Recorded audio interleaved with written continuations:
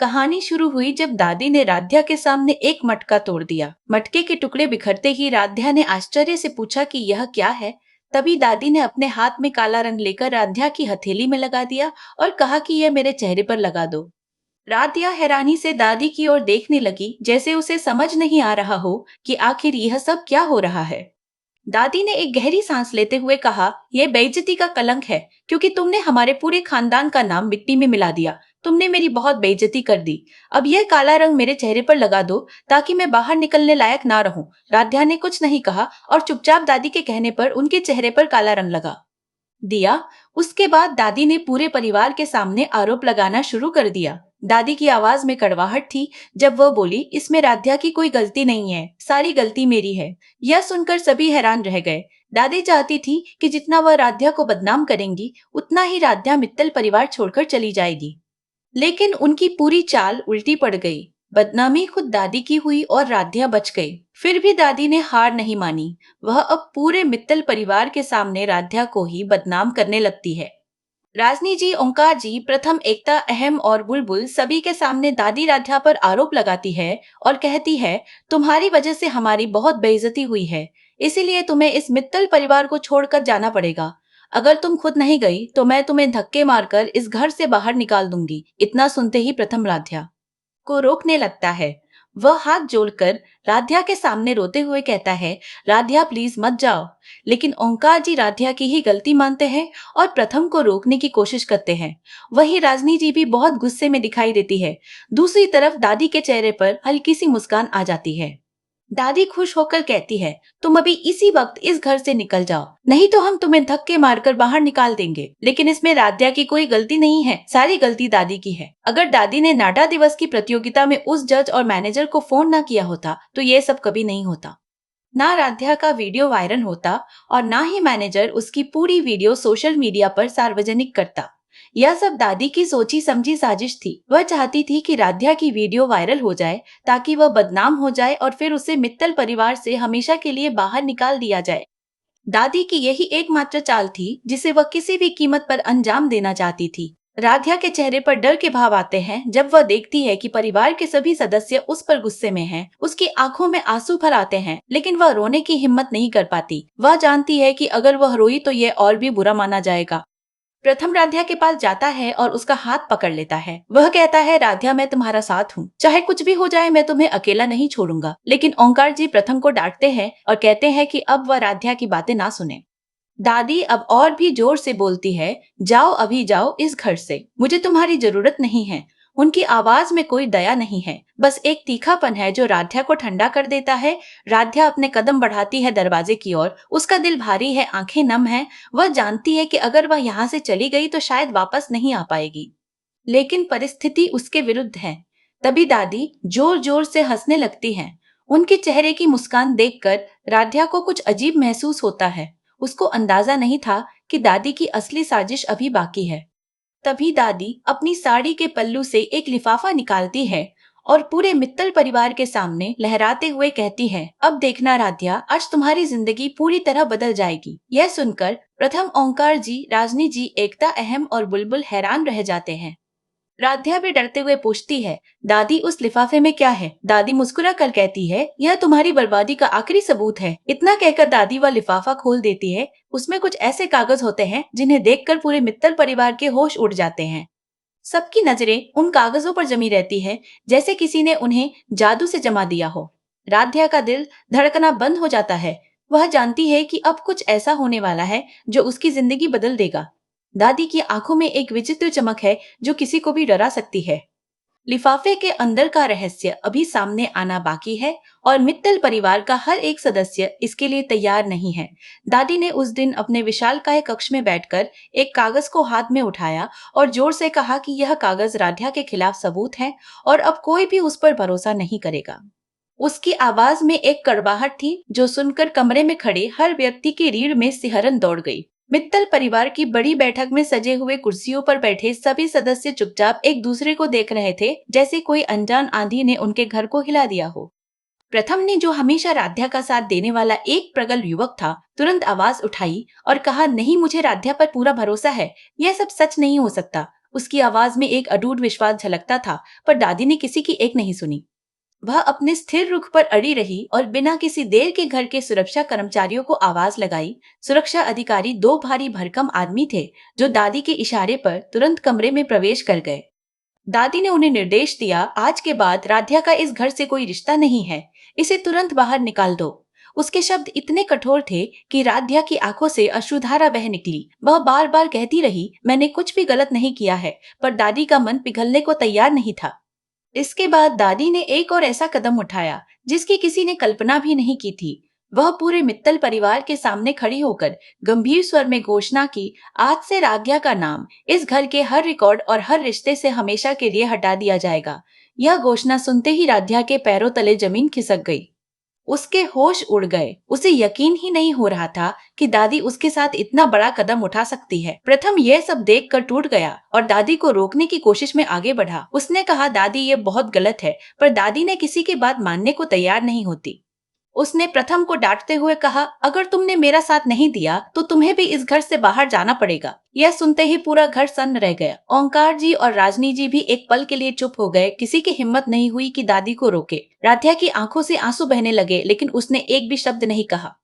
वह चुपचाप घर के दरवाजे की तरफ बढ़ने लगी। तभी अचानक दादी ने जोर से आवाज लगाई, रुको राध्या, अभी मेरी आखिरी सजा बाकी है। पूरे मित्तल परिवार की नजर दादी पर टिक गई। किसी को समझ नहीं आ रहा था कि दादी अब क्या करने वाली है। दादी ने अपने कमरे से एक बड़ा सा लोहे का संदूक मंगवाया। जब संदूक खुला तो उसमें से राध्या की बचपन की तस्वीरें, उसके पुरस्कार, उसकी ट्रॉफियां और उसकी यादों से जुड़ी हर चीज बाहर निकाली गई। राध्या यह देखकर पूरी तरह टूट गई। उसने रोते हुए कहा, दादी यह सब मत कीजिए, यह मेरी जिंदगी की सबसे कीमती यादें हैं। पर दादी का दिल बिल्कुल भी नहीं पिघला। दादी ने सबके सामने घोषणा कर दी, आज से इस घर में राध्या की कोई पहचान नहीं रहेगी। इसकी हर निशानी इस घर से खत्म कर दी जाएगी। प्रथम गुस्से में दादी के सामने खड़ा हो गया और बोला, दादी आप ये बहुत गलत कर रही हैं। दादी ने प्रथम को डांटते हुए फिर से कहा, अगर तुमने मेरा साथ नहीं दिया तो तुम्हें भी इस घर से बाहर जाना पड़ेगा। यह सुनते ही पूरा घर सन्न रह गया। ओंकार जी और राजनी जी भी एक पल के लिए चुप हो गए। किसी की हिम्मत नहीं हुई कि दादी को रोके। तभी दादी ने राध्या का हाथ पकड़ा और उसे मुख्य दरवाजे तक ले गई। राध्या बार बार कहती रही, मैंने कोई गलती नहीं की है, पर दादी ने उसकी एक भी बात नहीं सुनी। उन्होंने दरवाजा खोला और राध्या को घर के बाहर धक्का दे दिया। अगले ही पल दादी ने दरवाजा बंद कर दिया। राध्या बाहर खड़ी रो रही थी, जबकि अंदर प्रथम दरवाजा पीटते हुए बार बार चिल्ला रहा था, दादी दरवाजा खोलिए, राध्या को वापस आने दीजिए। पर दादी के चेहरे पर जरा भी पछतावा नहीं था। वह मन ही मन मुस्कुरा रही थी, क्योंकि उन्हें लग रहा था कि उनकी सबसे बड़ी साजिश आखिरकार सफल हो गई है। उधर राध्या ने आंसू पोंछे और मन ही मन एक दृढ़ संकल्प लिया। उसने ठान लिया कि अब वह बिना सच्चाई सामने लाए और दादी की हर साजिश का पर्दाफाश किए वापस इस घर में कदम नहीं रखेगी। उसे बिल्कुल भी अंदाजा नहीं था कि दादी की सबसे खतरनाक चाल अभी भी बाकी है, और वह चाल उसकी पूरी जिंदगी बदलने वाली थी। इस तरह मित्तल परिवार का एक बड़ा और प्रभावशाली घर अचानक अंधेरे में डूब गया। राध्या का एकमात्र सहारा अब केवल अपनी अटूट इच्छा शक्ति और सच्चाई की खोज थी, जबकि दादी अपने गहरे मंच पर अपनी योजनाओं को अंजाम देने में लगी थी। आगे क्या होगा यह अभी तक अनिश्चित था, परंतु एक बात स्पष्ट थी, राध्या के जीवन का अगला अध्याय किसी ने भी नहीं सोचा था। दादी ने उस दिन अपने कक्ष में बैठकर एक कागज को हाथ में उठाया और जोर से कहा कि यह कागज राध्या के खिलाफ सबूत है और अब कोई भी उस पर भरोसा नहीं करेगा। उसकी आवाज में एक कड़वाहट थी जो सुनकर कमरे में खड़े हर व्यक्ति की रीढ़ में सिहरन दौड़ गई। मित्तल परिवार की बड़ी बैठक में सजे हुए कुर्सियों पर बैठे सभी सदस्य चुपचाप एक दूसरे को देख रहे थे, जैसे कोई अनजान आंधी ने उनके घर को हिला दिया हो। प्रथम ने, जो हमेशा राध्या का साथ देने वाला एक प्रगल्भ युवक था, तुरंत आवाज उठाई और कहा, नहीं, मुझे राध्या पर पूरा भरोसा है, यह सब सच नहीं हो सकता। उसकी आवाज में एक अटूट विश्वास झलकता था, पर दादी ने किसी की एक नहीं सुनी। वह अपने स्थिर रुख पर अड़ी रही और बिना किसी देर के घर के सुरक्षा कर्मचारियों को आवाज लगाई। सुरक्षा अधिकारी दो भारी भरकम आदमी थे, जो दादी के इशारे पर तुरंत कमरे में प्रवेश कर गए। दादी ने उन्हें निर्देश दिया, आज के बाद राध्या का इस घर से कोई रिश्ता नहीं है। इसे तुरंत बाहर निकाल दो। उसके शब्द इतने कठोर थे कि राध्या की आंखों से अश्रुधारा बह निकली। वह बार बार कहती रही, मैंने कुछ भी गलत नहीं किया है, पर दादी का मन पिघलने को तैयार नहीं था। इसके बाद दादी ने एक और ऐसा कदम उठाया जिसकी किसी ने कल्पना भी नहीं की थी। वह पूरे मित्तल परिवार के सामने खड़ी होकर गंभीर स्वर में घोषणा की, आज से राध्या का नाम इस घर के हर रिकॉर्ड और हर रिश्ते से हमेशा के लिए हटा दिया जाएगा। यह घोषणा सुनते ही राध्या के पैरों तले जमीन खिसक गई। उसके होश उड़ गए। उसे यकीन ही नहीं हो रहा था कि दादी उसके साथ इतना बड़ा कदम उठा सकती है। प्रथम यह सब देखकर टूट गया और दादी को रोकने की कोशिश में आगे बढ़ा। उसने कहा, दादी ये बहुत गलत है, पर दादी ने किसी की बात मानने को तैयार नहीं होती।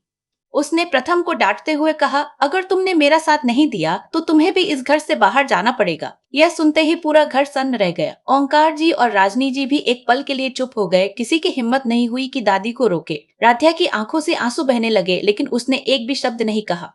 वह चुपचाप घर के दरवाजे की तरफ बढ़ने लगी। तभी अचानक दादी ने जोर से आवाज लगाई, रुको राध्या, अभी मेरी आखिरी सजा बाकी है। पूरे मित्तल परिवार की नजर दादी पर टिक गई। किसी को समझ नहीं आ रहा था कि दादी अब क्या करने वाली है। दादी ने अपने कमरे से एक बड़ा सा लोहे का संदूक मंगवाया। जब संदूक खुला तो उसमें से राध्या की बचपन की तस्वीरें, उसके पुरस्कार, उसकी ट्रॉफियां और उसकी यादों से जुड़ी हर चीज बाहर निकाली गई। राध्या यह देखकर पूरी तरह टूट गई। उसने रोते हुए कहा, दादी यह सब मत कीजिए, यह मेरी जिंदगी की सबसे कीमती यादें हैं। पर दादी का दिल बिल्कुल भी नहीं पिघला। दादी ने सबके सामने घोषणा कर दी, आज से इस घर में राध्या की कोई पहचान नहीं रहेगी। इसकी हर निशानी इस घर से खत्म कर दी जाएगी। प्रथम गुस्से में दादी के सामने खड़ा हो गया और बोला, दादी आप ये बहुत गलत कर रही हैं। दादी ने प्रथम को डांटते हुए फिर से कहा, अगर तुमने मेरा साथ नहीं दिया तो तुम्हें भी इस घर से बाहर जाना पड़ेगा। यह सुनते ही पूरा घर सन्न रह गया। ओंकार जी और राजनी जी भी एक पल के लिए चुप हो गए। किसी की हिम्मत नहीं हुई कि दादी को रोके। तभी दादी ने राध्या का हाथ पकड़ा और उसे मुख्य दरवाजे तक ले गई। राध्या बार बार कहती रही, मैंने कोई गलती नहीं की है, पर दादी ने उसकी एक भी बात नहीं सुनी। उन्होंने दरवाजा खोला और राध्या को घर के बाहर धक्का दे दिया। अगले ही पल दादी ने दरवाजा बंद कर दिया। राध्या बाहर खड़ी रो रही थी, जबकि अंदर प्रथम दरवाजा पीटते हुए बार बार चिल्ला रहा था, दादी दरवाजा खोलिए, राध्या को वापस आने दीजिए। पर दादी के चेहरे पर जरा भी पछतावा नहीं था।